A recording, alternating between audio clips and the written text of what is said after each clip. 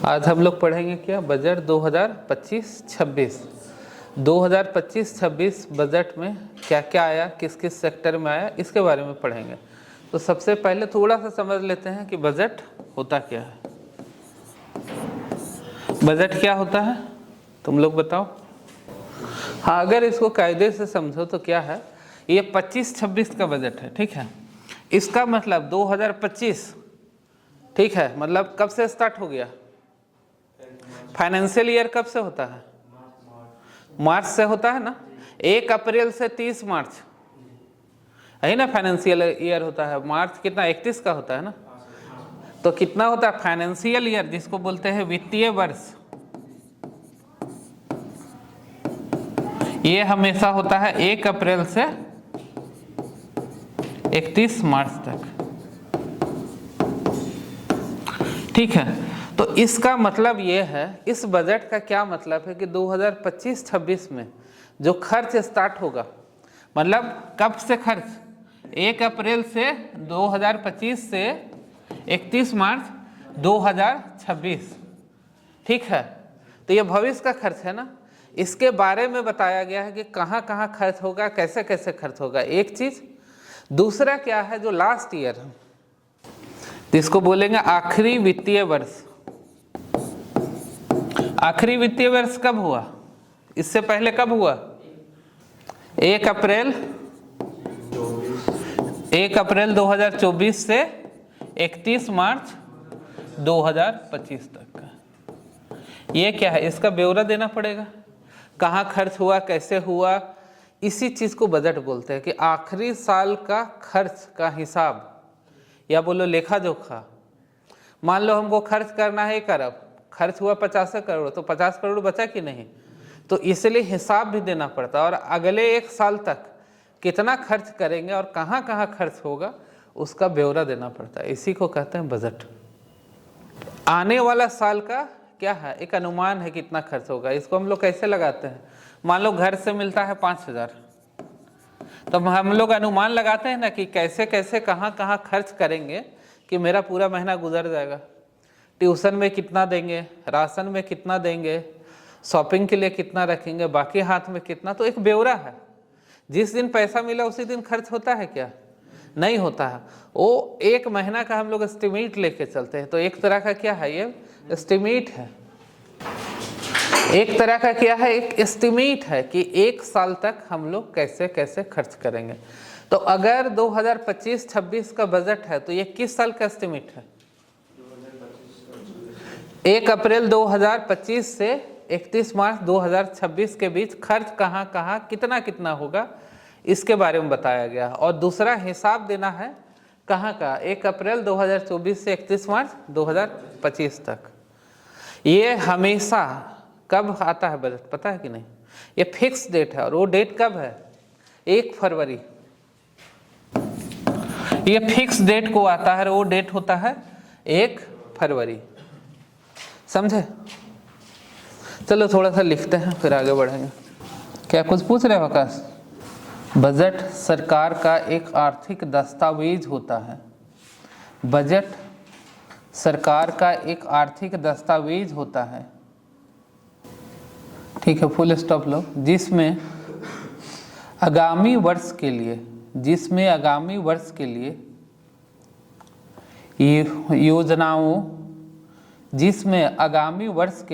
योजनाओं एवं उससे संबंधित खर्च का रूपरेखा पेश किया जाता है। योजनाओं एवं उससे संबंधित खर्च का रूपरेखा पेश किया जाता है। कहने का मतलब कितना कितना खर्च होगा, फुल स्टॉप लिखो। साथ ही आखिरी वित्तीय वर्ष का लेखा जोखा भी देना होता है। साथ ही आखिरी वित्तीय वर्ष का लेखा जोखा भी देना होता है। लिखो, भारत में बजट प्रत्येक वर्ष 1 फरवरी को भारत में बजट प्रत्येक वर्ष 1 फरवरी को वित्त मंत्री के द्वारा पेश किया जाता है। 2025-26 का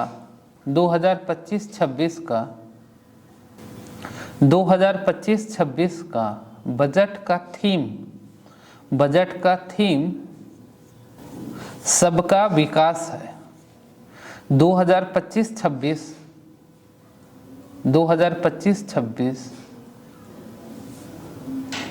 का बजट का थीम सबका विकास है।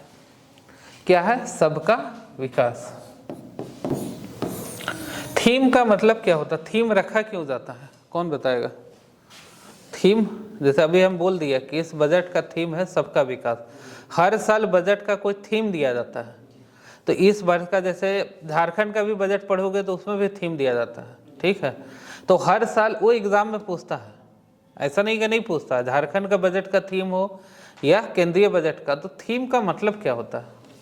कौन बताएगा? सोच के कोशिश करो, फिर हम बताएंगे। कोई भी कोशिश करो। थीम का उद्देश्य क्या होता है? कुछ तो बताओ। देखो, थीम का मतलब होता है ना, एक तरह से बोलो कि थीम का मतलब ये है कि ये बजट कहता क्या है, ये बता रहा है। तो ये बजट कह क्या रहा है? सबका विकास। सबका मतलब क्या हो गया? हमेशा वर्ग 3 तरह का होता है आर्थिक रूप से। कौन कौन सा होता है? हाँ, लो क्लास इनकम ग्रुप कहने का मतलब जो गरीब है, ठीक है। इसमें कौन आ गया? गरीब। मिडिल क्लास कौन आ जाता है? मध्यम आय वाले, जिसमें आता है नौकरी पेशा लोग, ठीक है। जैसे नौकरी कर रहा है, पैसा तो इतना कमा ले रहा है कि घर द्वार चल जा रहा है, लेकिन उससे आगे नहीं कर सकता, इसी को बोलते हैं मिडिल क्लास। छोटा मोटा बिजनेस है लेकिन करोड़पति नहीं है, तो क्या हो गया? मिडिल क्लास है। और एक आता है हाई क्लास, जिसमें आता है मेनली कौन? बिजनेस क्लास, ठीक है। तो इसका मतलब है सबका विकास, मतलब जिसमें सबके लिए प्रावधान हो, तीनों वर्ग के लिए प्रावधान हो, ठीक है। अब क्यों? सबसे बड़ा जो आबादी होता है वो मिडिल क्लास का होता है। अब तुम ही लोग देखो, लगभग सबके पिताजी कुछ ना कुछ कमा रहे हैं। अब तुम लोग आओगे गरीब क्लास में कि मिडिल क्लास में? मिडिल क्लास में खर्च तो चल रहा है घर का, लेकिन इतना नहीं है कि बहुत आराम से रह सकते हो। है क्या इतना इनकम कि 1 साल नहीं कमाओगे तो भी रह लोगे?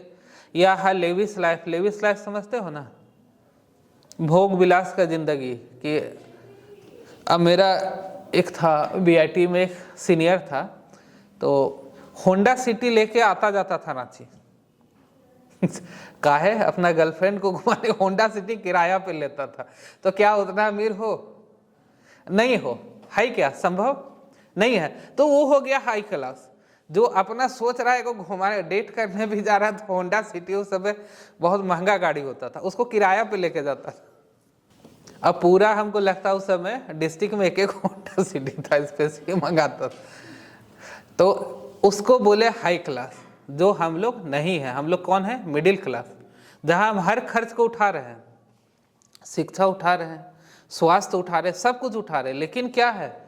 हम एक्स्ट्रा पैसे नहीं है, मतलब जिंदगी गुजर रहा है लेकिन एक्स्ट्रा नहीं है। गरीब वो है जिसको खाने पीने का भी दिक्कत है, इलाज का भी दिक्कत है, एजुकेशन। तो इसका थीम है सबका विकास। इट मीन्स सभी वर्गों का ध्यान रखा जाएगा, ठीक है। आर्थिक रूप से 3 वर्ग होते हैं, उच्च आय वाले, निम्न आय वाले और मध्यम आय वाले। ये तीनों वर्गों का ध्यान रखा जाएगा, इसीलिए इसका थीम दिया गया है सबका विकास। और जब हम लोग अभी बजट को आगे पढ़ेंगे तो देखेंगे वास्तव में सब वर्ग के लिए कुछ ना कुछ है। बिजनेस क्लास के लिए भी है, ठीक है, एग्रीकल्चर क्लास के लिए भी है और मिडिल क्लास के लिए भी है। इसीलिए इसका थीम दिया गया सबका विकास। थीम का हमेशा मतलब होता है जिसके वर्ड से हमको पता चले कि ये करना क्या चाह रहा है। तो इस थीम से हमको पता चल रहा है कि ये करना क्या चाह रहा है। क्लियर हुआ? इसके बारे में बाकी लिख लोगे कि लिखा दे कि वित्तीय वर्ष क्या लिखवाए हैं? स्टार्टिंग में लिखाए हैं आगामी वर्ष का। हाँ, लिखवा दिए है ना। चलो हम लोग थोड़ा सा आगे देखते हैं। अब है सरकार के पास क्या है? खर्च का ब्यौरा है ना। लास्ट ईयर खर्च कितना हुआ और पैसा आएगा कहाँ से। इसका मतलब इसमें दो चीज होना चाहिए। वो दो चीज क्या होगा? वो दो चीज होगा राजस्व, जिसको हम लोग बोलते हैं बजट में मेनली दो चीज होता है, जिसको बोलते हैं रेवेन्यू, हिंदी में बोलते हैं राजस्व, एक्सपेंडिचर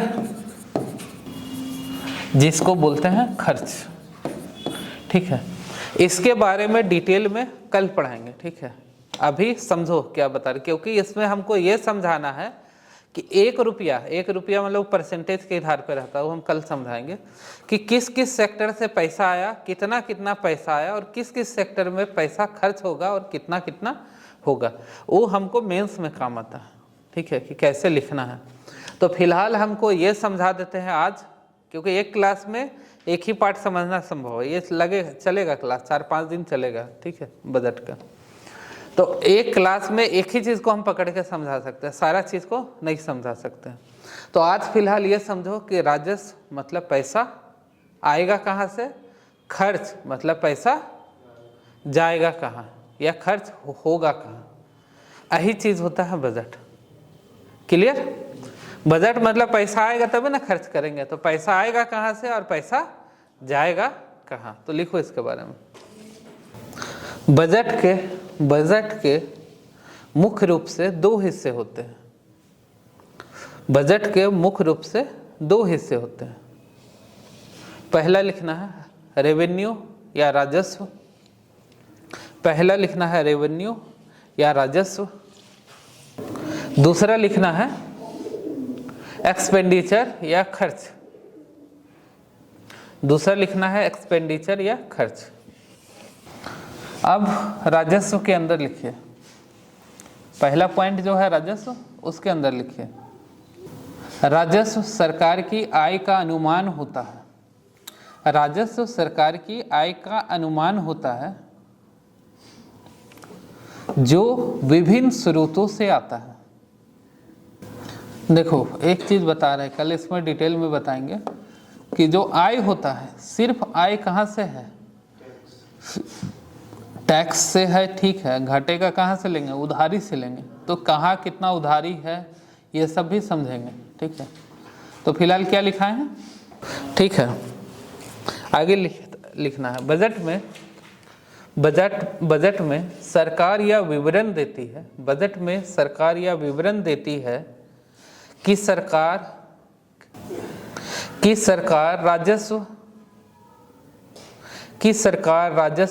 कैसे जुटाएगी, कि सरकार राजस्व कैसे जुटाएगी। देखना हर साल टैक्स में थोड़ा चेंजेस आ जाता है, तो इससे पता चलता है कि पैसा हमको आना है तो एक अनुमान लगाना पड़ेगा ना। तो वही चीज़ है कि सरकार राजस्व कैसे जुटाएगी। दूसरा लिखना है खर्च। देखो ऐसे उदाहरण कल डिटेल में लिखा देंगे, ऐसे लिखना चाहो तो देखो एक्साइज ड्यूटी से पैसा आता है। ठीक है, उसके अलावा क्या आता है? कॉर्पोरेट टैक्स आता है। सब मेन जो आता है वो राजस्व किससे आता है? टैक्स से आता है। ठीक, लिख सकते हो, लेकिन कल इसको डिटेल में बताएंगे। ठीक है, मुख्य रूप से राजस्व टैक्स से आता है, लिख लो, मुख्य रूप से राजस्व टैक्स से आता है। लिखना है खर्च में, एक्सपेंडिचर में लिखना है बजट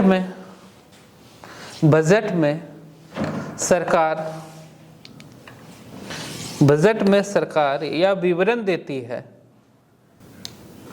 बजट में सरकार यह विवरण देती है कि आय का उपयोग किन किन योजनाओं एवं कार्यक्रमों में करी गई, कि आय का उपयोग किन किन योजनाओं एवं कार्यक्रमों में करी गई, कि किन किन योजनाओं एवं कार्यक्रमों में करेगी। ठीक है, जैसे अब कौन सा योजना होगा? स्वास्थ्य होगा, शिक्षा होगा, रोजगार होगा, कृषि होगा। इन चीज़ों में कैसे कैसे कितना कितना खर्च करना रहता है, ये ब्यौरा देता है, यह विवरण देता है, क्योंकि तभी तो आगामी वर्ष का बजट बनेगा ना। ठीक है, अब हमको बताओ कि इसमें क्या समझ में आया क्या नहीं आया, क्योंकि अब हम जो आएंगे सो यहाँ से हट जाएंगे, फिर अलग पॉइंट पे आएंगे। कुछ ऐसा चीज जो समझ में ना आया हो, क्योंकि कल का क्लास में सिर्फ एक ही चीज पढ़ाएंगे, रुपया कहाँ से आएगा और कहाँ जाएगा, मतलब आय कैसे होगा और व्यय कैसे, इसी के बारे में सिर्फ कल पढ़ाएंगे। लेकिन आज अभी जो हम लोग जितना पढ़े हैं उसके बारे में पूछ रहे हैं। कुछ ऐसा जो समझ में ना आया, कुछ सवाल? ठीक है, टाइटल लिखना है आयकर नया टैक्स स्लैब। सब बता रहे हैं, पहले टाइटल लिखें आयकर नया टैक्स स्लैब। स्लैब का मतलब होता है एक तरह का कैटेगरी, मतलब किस कैटेगरी पे हम टैक्स देंगे और किस कैटेगरी में हम टैक्स फ्री रहेंगे। ठीक है, स्लैब का मतलब वही होता है। ठीक है, अब इसमें थोड़ा लिखो तो ज़्यादा समझ में आएगा। नए टैक्स स्लैब के अनुसार, लिखो इसके अंदर, नए टैक्स स्लैब के अनुसार, नए टैक्स स्लैब के अनुसार 12 लाख तक की आय, नए टैक्स स्लैब के अनुसार 12 लाख तक की आय अब पूरी तरह कर मुक्त हो गई है। नए टैक्स स्लैब के अनुसार 12 लाख तक की आय अब पूरी तरह कर मुक्त हो गई है, लिखना है। इसके पीछे दो प्रकार के छूट शामिल है। इसके पीछे दो प्रकार के छूट शामिल है। इसके पीछे दो प्रकार के छूट शामिल है। पहले लिखना है स्टैंडर्ड डिडक्शन। स्टैंडर्ड डिडक्शन जिसको हिंदी में लिखेंगे मानक कटौती। मानक बताएंगे अभी क्या है, जिसको इंग्लिश में बोलेंगे स्टैंडर्ड डिडक्शन। डिडक्शन मतलब क्या होता है? घटाना, कटौती। ठीक है, देखो डायरेक्ट 12 लाख तक छूट नहीं दिया गया, इसके पीछे प्रावधान किया गया, उसको समझना पड़ेगा। ठीक है, तो हम लोग क्या लिखे हैं? मानक कटौती, जिसको बोले स्टैंडर्ड डिडक्शन। दूसरा लिखना है सेक्शन 87A, लिखना है सेक्शन 87A के तहत छूट। कहने का मतलब समझते हैं। ठीक है, फिर बाद में हम लोग दोनों समझेंगे कि मानक जो कटौती है वो होता क्या है। ठीक है, अभी हम तो लिखाए हैं लेकिन उसको समझना पड़ेगा ना। जैसे अभी तुम लोग एग्जाम के लिए तो समझना है, नहीं भी समझोगे तो नौकरी में तो बिल्कुल समझना पड़ेगा, क्योंकि टैक्स देना पड़ेगा। तब तो कोई उपाय नहीं है, समझना पड़ेगा। अभी मान लो कि बच भी जाओ किसी तरह से, चलो नहीं पढ़ेंगे सर ये चीज़, लेकिन नौकरी के बाद कहाँ जाओगे? तब तो पढ़ना ही पड़ेगा, क्योंकि उसमें पैसा कट रहा है, नहीं तो वकील लोग ठगेगा।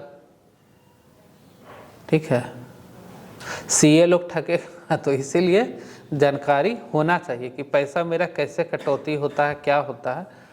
अब देखो हम एक वर्ड लिखाए हैं 12 लाख तक क्या हो रहा है?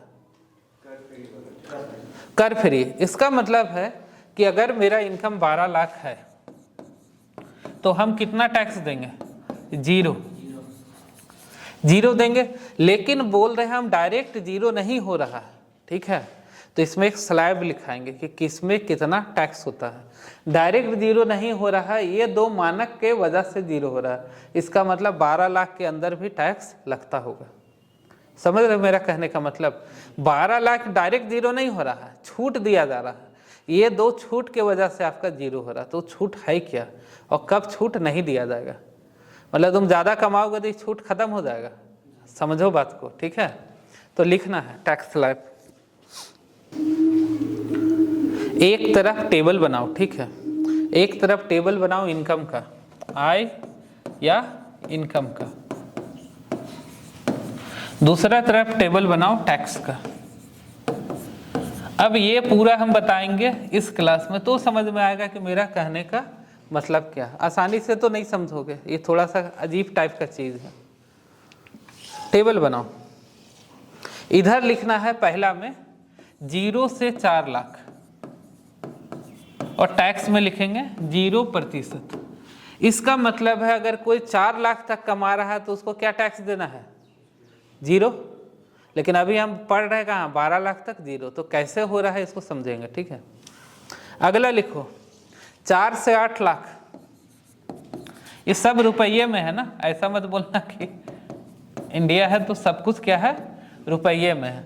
तो इसमें होगा 5%, ठीक है। लिखना चालू करो, अब अपने लिखो, हम लिखवा रहे हैं। 0 से 4 लाख रुपया कितना है? 0%।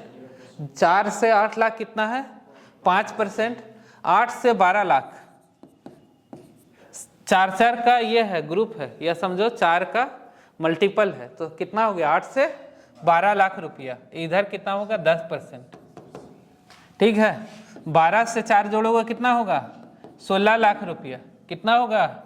15%। 16 से 4 जोड़ोगे कितना होगा? 20 लाख रुपया। कितना होगा? 20%। इस तरह से लिखना है। लिखो इतना, फिर आगे लिखाते हैं। 20 से 24 होगा तो कितना होगा? 25%। 25%। और 20 क्या है? 24 से 4 का है ना, 28 लाख, तो कितना होगा? 30%। ये टेबल है आपका, ठीक है। इसको लिखिए, फिर हम समझाते हैं आप लोगों को। मतलब 24 लाख से अधिक होगा, 24 लाख, इसको सिर्फ मत लिखो, 24 लाख से कुछ भी अधिक होगा तो क्या होगा? 30% आपको देना। 24 लाख से अधिक होगा तो कितना देना है? 30%। ये लिख लिए। अभी हम एक चीज बोले, लिख लो फिर बताते हैं। अभी हम एक चीज बोले हैं कि 0 से 4 लाख में कितना है? 0। लेकिन हम अभी जस्ट बोले थे 12 लाख तक क्या है? कोई इनकम होगा? नहीं होगा। लेकिन यहाँ तो हम लिख रहे हैं, क्या लिख रहे हैं? 4 से 8 लाख में 5%, 8 से 12 लाख में 10%। तो ये लागू कब होता है? ये भी तो समझना है ना, लागू कब हो रहा। क्योंकि अभी तो हम लिख रहे हैं कि 12 लाख पे 0 है, तो फिर लागू कब हो रहा? ये लागू तब होगा जब 12 लाख से 500 रुपया भी ज़्यादा अगर आपका इनकम हो गया, तब लागू होगा। और उसमें भी एक क्लोज अभी पढ़ाएंगे स्टैंडर्ड डिडक्शन में कि 12,75,000 भी हो जाएगा तब भी 0 होगा, लेकिन सबका 0 नहीं होगा, किसी खास का 0 होगा। किसके बारे में होगा बताएंगे। चल रहा ना खास, ध्यान देना आज। तो अभी समझते हैं, पहले समझो 0 से 4 लाख में कितना है? 0। 4 से 8 लाख के बीच कितना आया? 4 लाख आया है ना। 4 लाख का 5% कितना होता है रितेश? अरे तुम लोग सब 20,000 सब कर सकते हो, इसको मैथ लगा के देखो कितना है। 4 लाख का 5% होगा 20,000। यहाँ कितना बचा? 4 लाख। 4 लाख का 10% कितना होगा? 40,000। इसका मतलब अगर आपको 12 लाख तक इनकम है तो कितना का छूट मिल रहा है? 60,000 का ना टोटल। अगर आपका 12 लाख तक का इनकम हो रहा है तो 60,000 का छूट दिया जा रहा है। बात को समझ रहे हो? 12 लाख तक इनकम हो रहा है तो 60, ऐसा नहीं है कि नहीं होगा, इतना टैक्स में आ रहे हैं। कितना टैक्स में? 60,000 में। लेकिन फिर भी आपको कितना छूट दिया जा रही है? 60,000 छूट दिया जा रहा है। अभी 2 चीज लिखाए हैं ना, क्या लिखा है? सेक्शन तो 87A के तहत ये 60,000 छूट दिया जा रहा है। मानक कटौती बताएंगे, पेशेंस रखना। तो इसका मतलब अगर मेरा इनकम हो जाएगा 12,500,000 रुपये, तो हमको कितना देना पड़ेगा? ये 60,000 और प्लस 500 का कितना? 15%। वो छोड़ दो, छोटा सा रुपया होगा, लेकिन 60,000 हमको देना पड़ेगा। इसीलिए कभी कहीं कहीं अगर पेपर पढ़ोगे तो टाइटल होगा, लेकिन 1 रुपया पर नहीं लगता है कि 1 रुपया से भी ज़्यादा, 12 लाख से 1 रुपया भी ज़्यादा कमाइएगा तो आपको 60,000 टैक्स देना पड़ेगा। लेकिन 1 रुपया ज़्यादा नहीं, 500 रुपया ज़्यादा अगर आप कमाइएगा 12 लाख से तो आपको टैक्स देना पड़ेगा। क्लियर? समझे बात को? तो टैक्स में आप आ रहे हैं, लेकिन छूट क्यों हो रहा है? 12 लाख तक हो जा रहा है तो छूट हो जा रहा है, और वहां से 500 रुपये भी बढ़ जा रहे हैं तो छूट हो रहा है क्या? नहीं हो रहा। तब क्या हो रहा है, आपको ये 60,000 जो छूट दिया जा रहा था वो देना पड़ेगा। क्लियर? चलो तुम लोग इसका मैथ बना के ऐसे लिखो, नहीं तो फिर भूल जाओगे कि सर क्या बोल रहे थे। हरीश दिक्कत? ये थोड़ा टॉपिक ही ऐसा है ना, टाइम टेकिंग टॉपिक है, नहीं तो समझोगे नहीं कभी। किसी को जो ये समझ में ना आया हो, क्योंकि बहुत सारा कॉन्सेप्ट यहीं छिपा हुआ है, वो दोनों जोड़ के है ना। ये तभी अप्लीकेबल होगा जब आप 12 लाख क्रॉस कीजिएगा। सिंपल 60, ये तभी अप्लीकेबल होगा जब 12 लाख आपका इनकम होगा, तभी 60,000 देना। और जैसे जैसे इनकम बढ़ेगा वैसे, जैसे अब 12 से 16 लाख ग्रुप में आएंगे तो कितना देना है, 15%। अब मान लो हम 13 लाख इनकम किए तो 12 लाख का 60% देंगे और 1 लाख का कितना देंगे, 15%। समझे बात को? क्लियर है? 1 लाख का 15% कितना हो गया, 15,000। तो अगर आपका इनकम कितना हो गया, अगर आपका इनकम है 13 लाख, ठीक है, तो हम लोग कितना दे रहे थे, 0 से 4 में कुछ नहीं, 4 से 8 लाख में दे रहे थे 5%, जो हो रहा था कितना, 20,000 रुपया।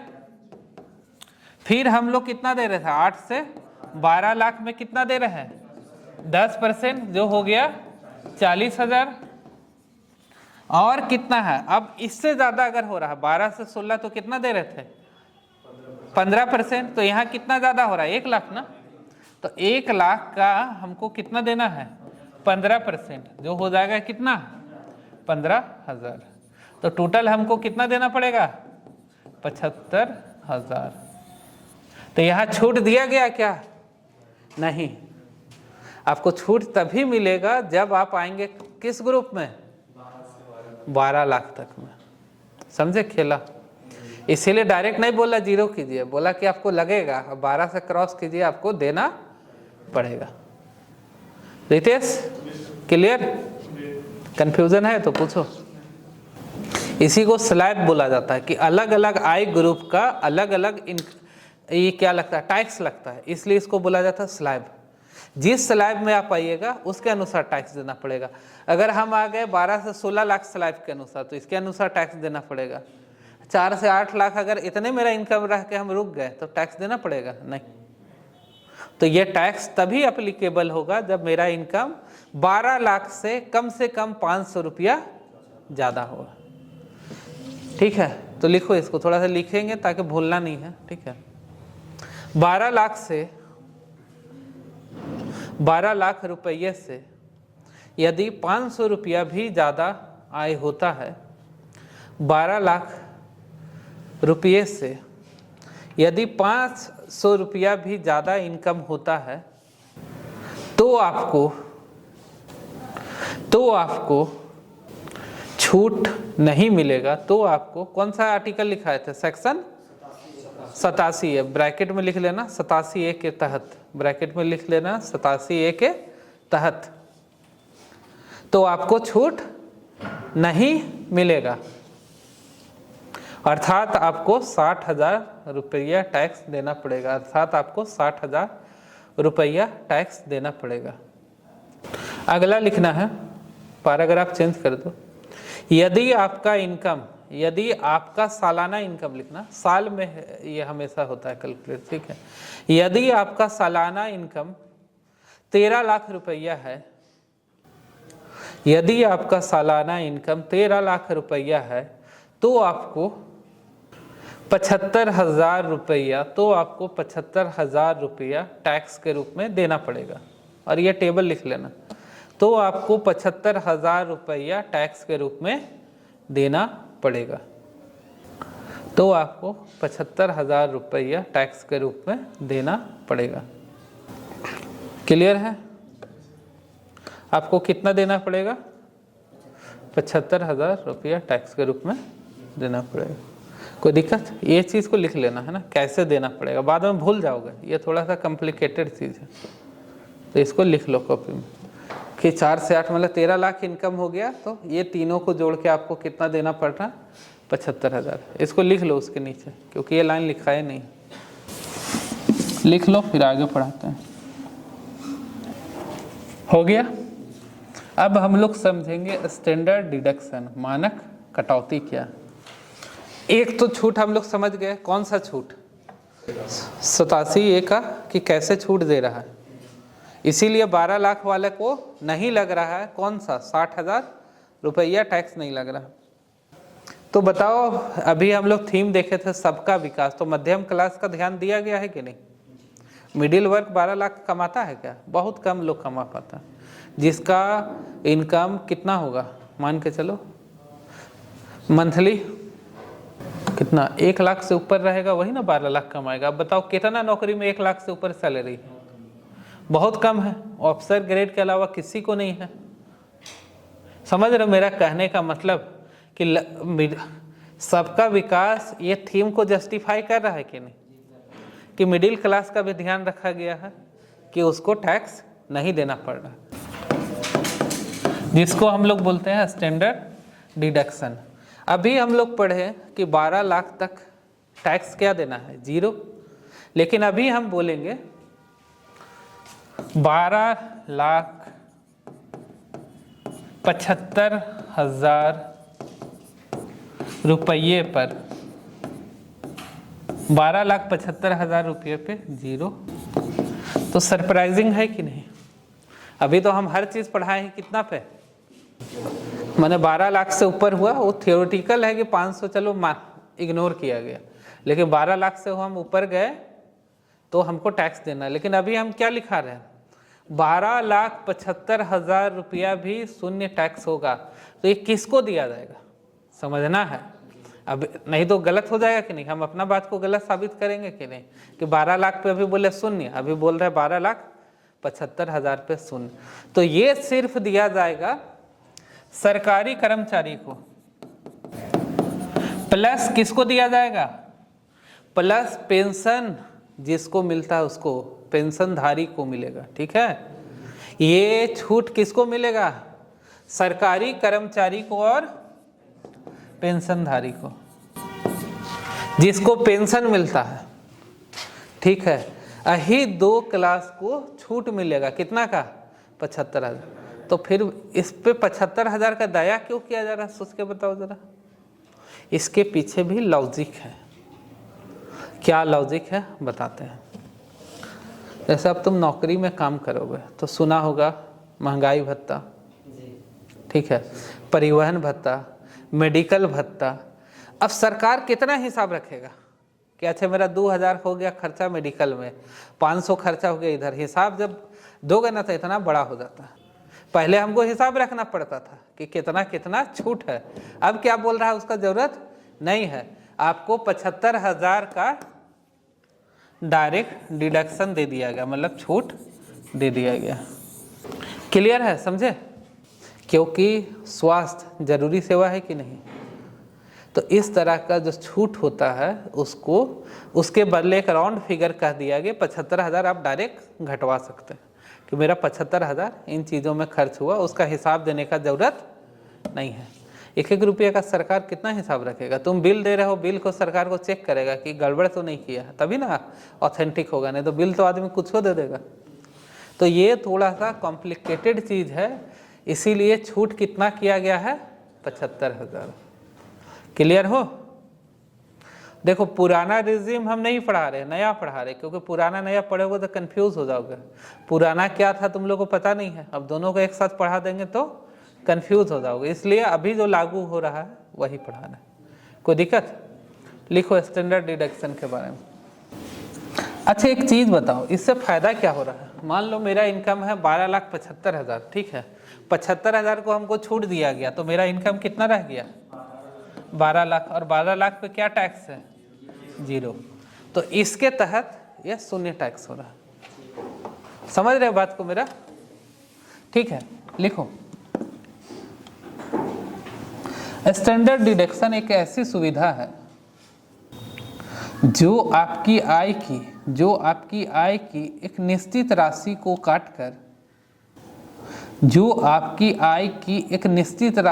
काटकर, टैक्स योग्य इनकम को कम कर देती है। टैक्स योग्य इनकम को कम कर देती है।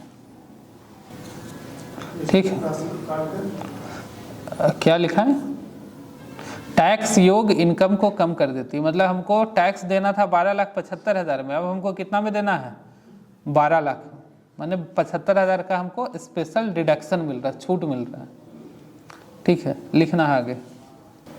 वर्तमान में यह राशि 75,000 रुपये है। वर्तमान में छूट की यह राशि लिखो, वर्तमान में छूट की यह राशि 75,000 रुपये है। पैराग्राफ चेंज करना है और लिखना है, पहले के समय में सैलरी पाने वाले कर्मचारियों को पहले के समय में सैलरी पाने वाले कर्मचारियों को परिवहन भत्ता, जिसको बोलते हैं टीए, ट्रैवलिंग अलाउंसेस, क्या लिखा है? पहले के समय में सैलरी पाने वाले कर्मचारियों को परिवहन भत्ता, ब्रैकेट में लिख लेना टीए, टीए मतलब ट्रैवलिंग अलाउंसेस, कॉमा मेडिकल भत्ता जैसी छोटी छोटी छूटों का लाभ मिलता था, जैसी छोटी छोटी छूटों का लाभ मिलता था, जिसका हिसाब रखना कर्मचारियों के लिए भी कठिन था और सरकार के लिए भी, जिसका हिसाब रखना कर्मचारियों के लिए भी कठिन था एवं सरकार के लिए भी। इसलिए सरकार ने इन सभी को हटाकर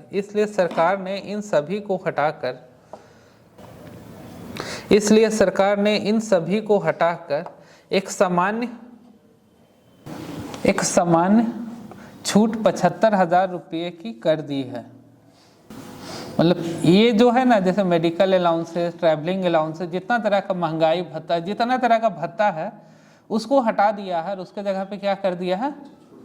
75,000 का छूट दे दिया कि ठीक है, आप 75,000 छूट का हकदार हैं। इसका फायदा क्या मिल रहा है कि अगर आपका इनकम 12,75,000 रुपये तक है तब आपको शून्य टैक्स देना है। लेकिन अगर आपका 13 लाख हो गया, कितना हो गया? 13 लाख रुपये, तो आपको 13 लाख पे नहीं देना है, 75,000 घटा के कितना पे देना है?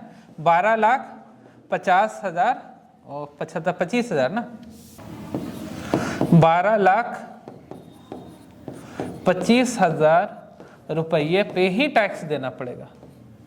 ठीक है, क्योंकि हर बार कितना का छूट मिल रहा है? 75,000 रुपये। और ये सिर्फ किसको मिलता है बताएं? सरकारी कर्मचारी। और तो लिखो, यदि आपका इनकम 12,75,000 रुपये तक है, यदि आपका इनकम 12,75,000 रुपये तक है, तो स्टैंडर्ड डिडक्शन के बाद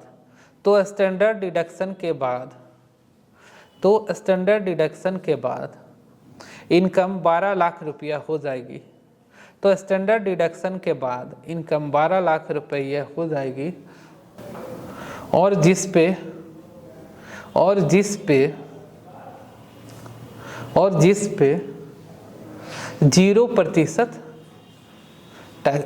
जिस पे 0 टैक्स लगता है, प्रतिशत नहीं लिखो, जिस पे 0 टैक्स लगता है। लेकिन यदि आपका इनकम 13 लाख रुपया है,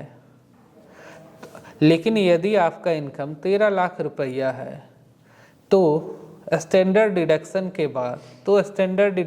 बाद 12,25,000 रुपये पर ही टैक्स देना पड़ेगा। तो स्टैंडर्ड डिडक्शन के बाद 12,25,000 रुपये पर ही टैक्स देना पड़ेगा। पैराग्राफ चेंज करना। लेकिन यह छूट सिर्फ सैलरी पाने वाले कर्मचारी,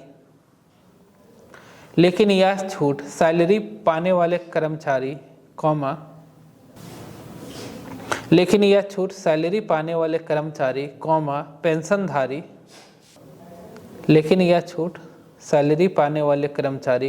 पेंशनधारी एवं वरिष्ठ नागरिक एवं अति वरिष्ठ नागरिक, दोनों के बारे में बता रहे हैं। पहले लिखो, वरिष्ठ नागरिक एवं अति वरिष्ठ नागरिक को ही मिलती है। वरिष्ठ नागरिक एवं अति वरिष्ठ नागरिक को ही मिलती है। वरिष्ठ नागरिक मतलब 60 साल से ज़्यादा एज को बोलते हैं वरिष्ठ नागरिक, और अति वरिष्ठ जिसका एज है 80 साल से ज़्यादा। तो 60 साल क्या होता है, रिटायरमेंट का एज होता है ना, तो इसको सिर्फ इस वर्ग में छूट दिया जाता है। तो मेनली किसके लिए, सरकारी कर्मचारी के लिए। 25,000 का 15%, 12 लाख का 60,000, दोनों को जोड़ के देना पड़ेगा। मतलब 75,000, 1 लाख के जगह कितना का दे रहा है, सिर्फ 25,000 का दे रहा है, क्योंकि 75,000 का क्या मिल रहा है, छूट मिल रहा है। लेकिन ये छूट किसको नहीं मिल रहा है, नहीं सरकारी कर्मचारी को मिल रहा है, उसको नहीं मिल रहा, बिजनेसमैन नहीं मिलेगा, ठीक है, बाकी किसी को नहीं मिलेगा, सिर्फ उसको मिलेगा जो है सरकारी कर्मचारी। क्लियर है? इसीलिए बोले थे कि 2 तरह का छूट है, लेकिन दोनों का यूज अलग अलग है। एक का यूज है कहाँ पे, 12 लाख को जीरो करने में, और एक का यूज है 75,000 घटाने में।